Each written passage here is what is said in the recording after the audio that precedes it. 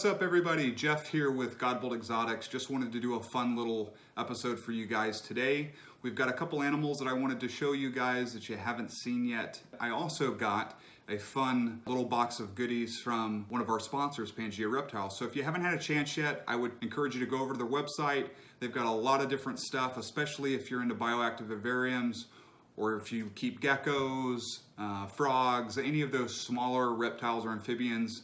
There's a lot of stuff that you could use just by looking over at their website and seeing what they sell. Anyway, they are constantly coming out with new designs of fun little decor items to put in your tanks. Matt sent me a box yesterday. It's got a bunch of these new items in it. So I thought it'd be fun to kind of show you guys what they do. And I also wanted to actually put them in the setup so you can kind of see how they look once they're all actually in the tanks. They do coupon codes probably almost weekly, so if you haven't had a chance yet, I would suggest you go on over to their website and subscribing to their newsletter, because they're going to send that out. Sometimes it goes to a spam folder, but usually it just goes straight to my inbox, at least for me, and I have Gmail. And it's always got coupon codes on it for specific items that they have offered on their site. So this last one that went out was actually for these items. So I think it was like $5 off a purchase of $50 or more.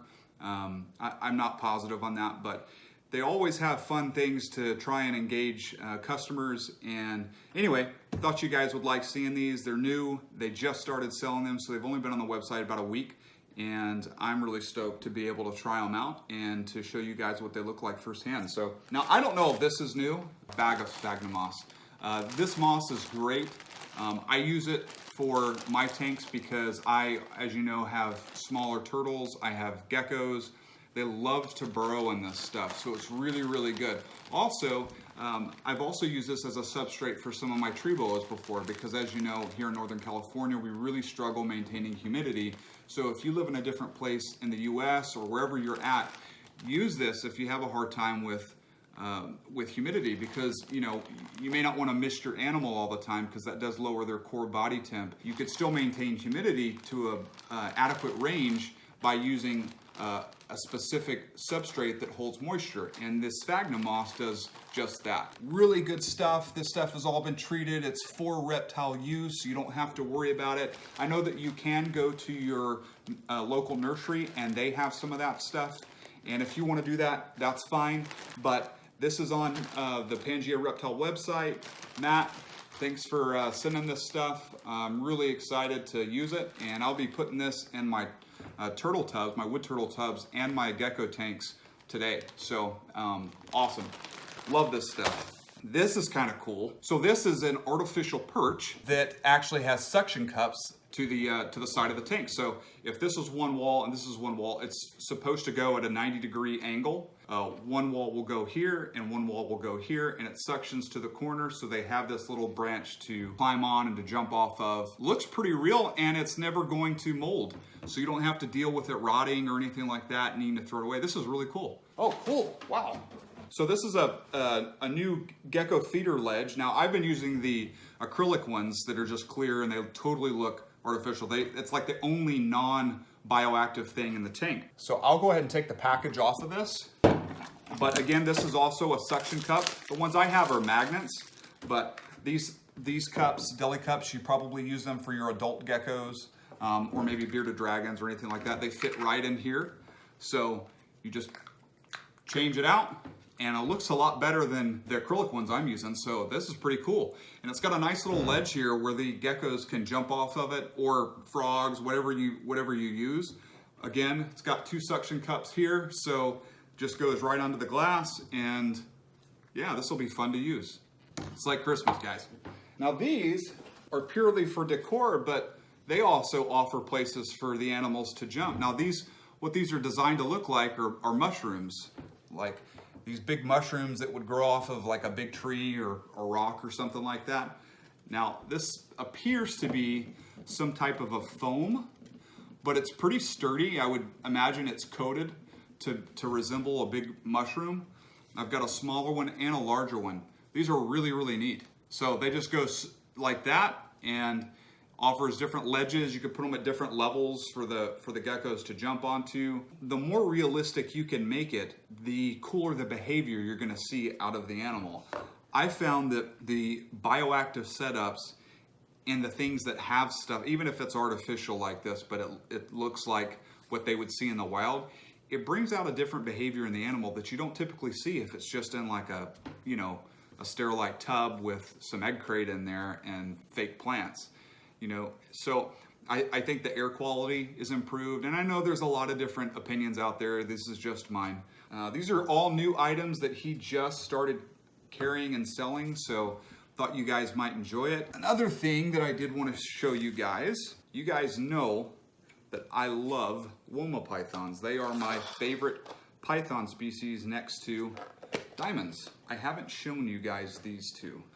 I do not have names yet, but the color and the contrast is outstanding, and super orange bellies, as you can tell. But look at the heads. Like, he told me, I got these from Art of Villas, just in case you guys are wondering.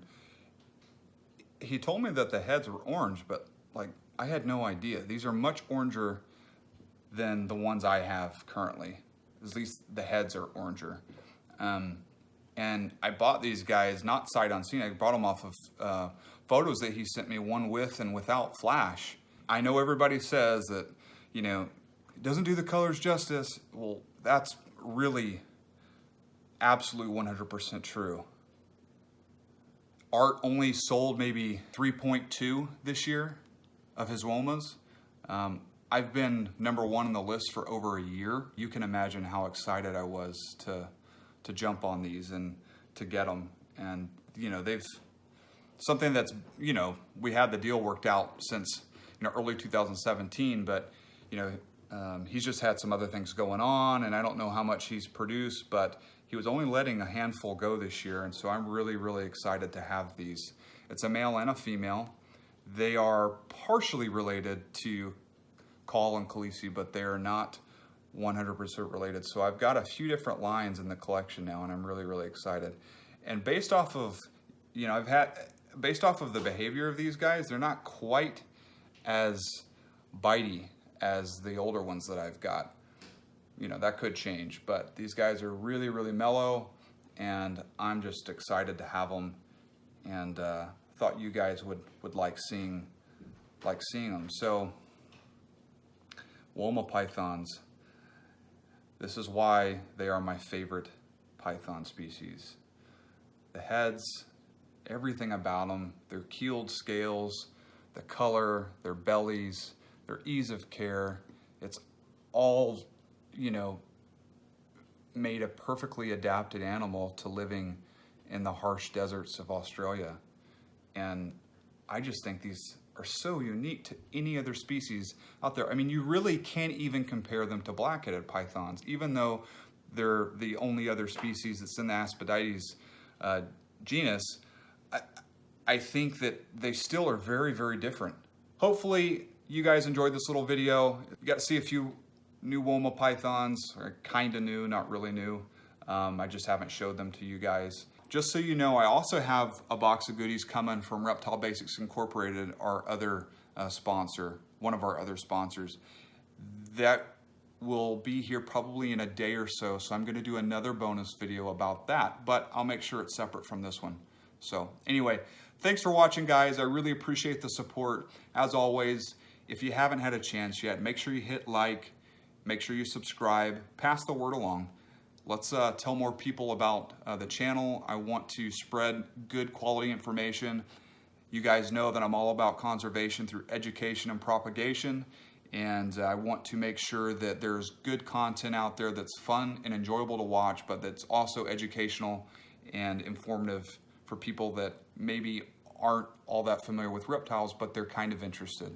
Those are the folks I really want to reach, and I also want to reach you long-timers, you lifers that are looking for new species to work with, because that's what I'm all about too, is focusing on stuff that is more obscure and is more of a niche species. Again, thank you for your support. Hit subscribe, hit like, spread the word to other friends. If you see the videos on social media, make sure you share them. I really appreciate it.